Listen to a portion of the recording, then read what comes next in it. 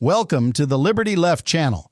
We've been seeing it a lot in the political arena lately, how the ruling party's promises are falling apart one by one, and even their most trusted names are backing down. The latest domino to fall was when the president's close ally, Comrade X, turned around and said, "This policy has failed, a betrayal-like move that has the palace in an uproar." Before diving into the details, if you regularly follow these analyses, I urge you to join the Liberty Left family. Don't forget to like the video and hit that subscribe button if you haven't already.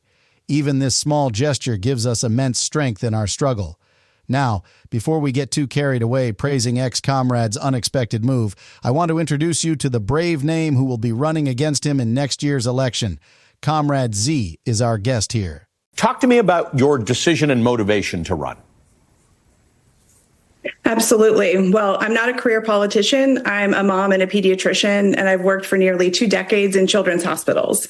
And what I saw over those 2 decades is what drove me to get involved in politics in the first place. Because when you go to work at a children's hospital, you take care of kids who don't know where their next meal is coming from, kids whose parents can't afford their prescription drugs, children who are in the throes of a mental health crisis and can't access mental health resources, and children who have been shot.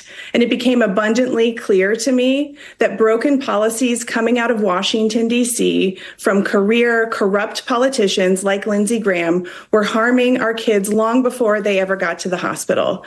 Because folks like Lindsey Graham, career politicians like Lindsey Graham, are willing to do anything or say anything, even if it harms our children, just so they can hold on to power. And I can't sit on the sidelines and just let him get reelected. He's been in the Senate for 22 years. And over the course of that time period, he has changed his position on nearly every issue. He's willing to take food off our kids' plates, gut our nation's Medicaid program, and watch prices spiral out of control just so he can deliver tax cuts to billionaires. And I know that you can't win if you don't run, and I'm ready to send Lindsey home. Lindsey Graham. Is he back again, folks? Are we surprised? No! This man's spine is bent more than Trump's golf clubs. Dr. Andrews is right. A pediatrician sees the price of this cancerous corruption in Washington in the hospital. While children are starving, the arms race is killing people and drug prices are skyrocketing. What is Graham doing? Defending tax cuts for billionaires. This man has been a senator for 22 years.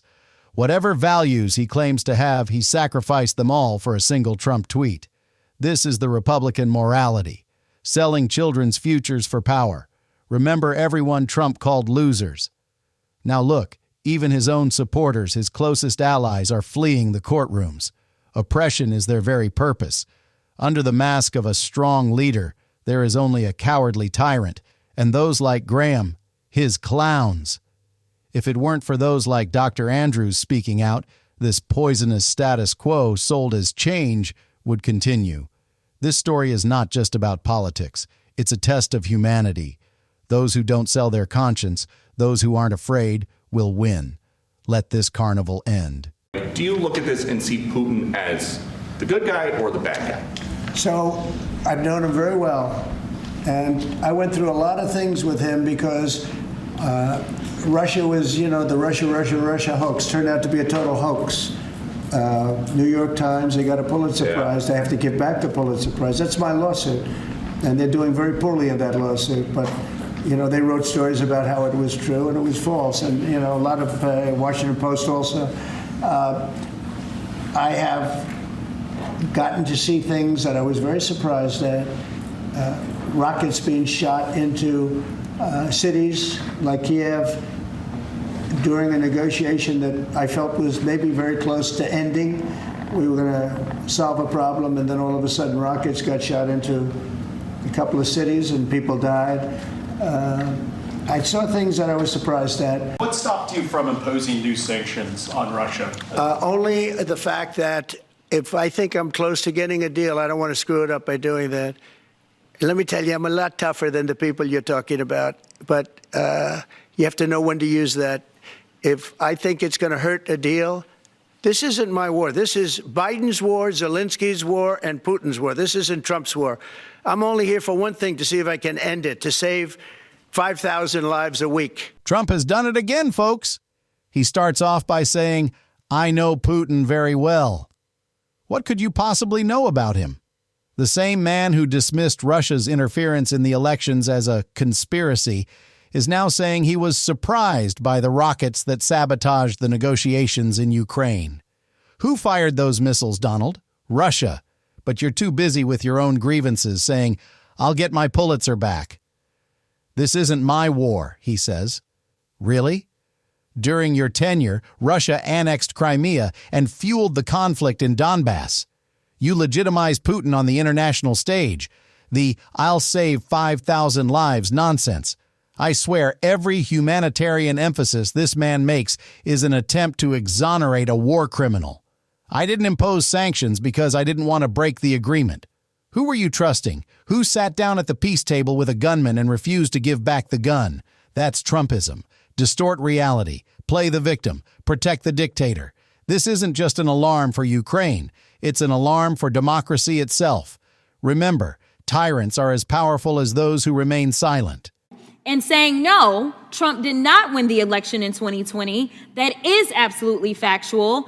And unfortunately, because some people got all riled up because they believed the lies, they ended up getting locked up because they decided that they were going to believe the lies. They ended up at the Capitol on January 6th, and they were trying to tear this thing apart because they felt like their country was falling apart in front of their eyes because for whatever reason, there were people in power that were peddling a lie about the election.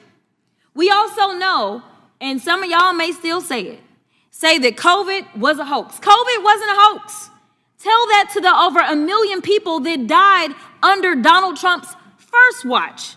It wasn't a hoax. So no, I do believe that it was okay. In fact, I do believe that it was ethically right for social media to check people because you had people that didn't know anything about science and decided that they were going to put out whatever lies or propaganda or conspiracy theories they wanted to.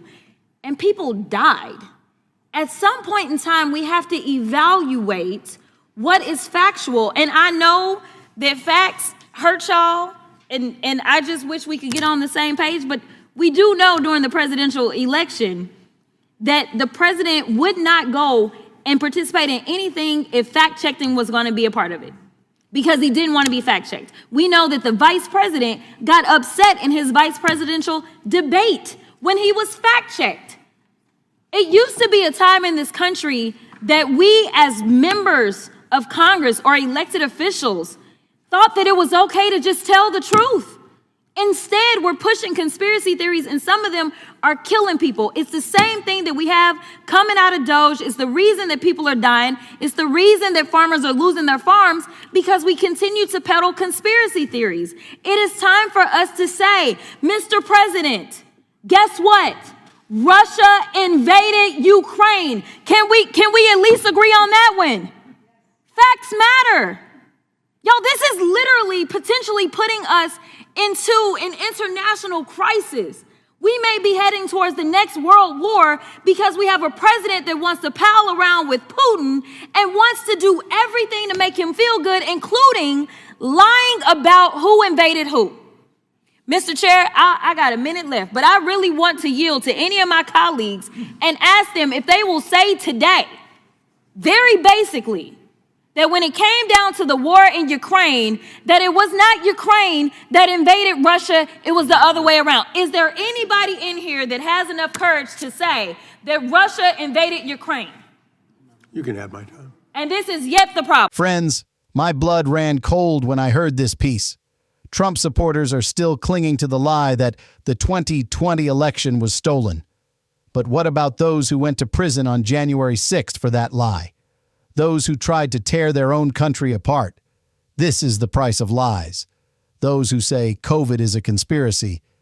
Tell that to the 1 million people who died during Trump's term. Why should social media fact-check? Because people are dying due to the gossip of those who ignore science. The agricultural crisis, the invasion of Ukraine, all stem from the same toxic source, the rejection of truth.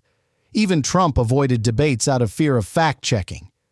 Pence turned red when the truth hit him. Back in the day, politicians felt ashamed when they lied. Now they wear medals for it. Flattering Putin, saying, "Who invaded whom?" We're on the brink of World War III, and our people are asking, did Russia invade Ukraine, or did Ukraine invade Russia? That's the courage of Republicans. Fear of speaking the truth. This isn't just a political crisis, it's a human crisis. Lies kill. Silence is complicity.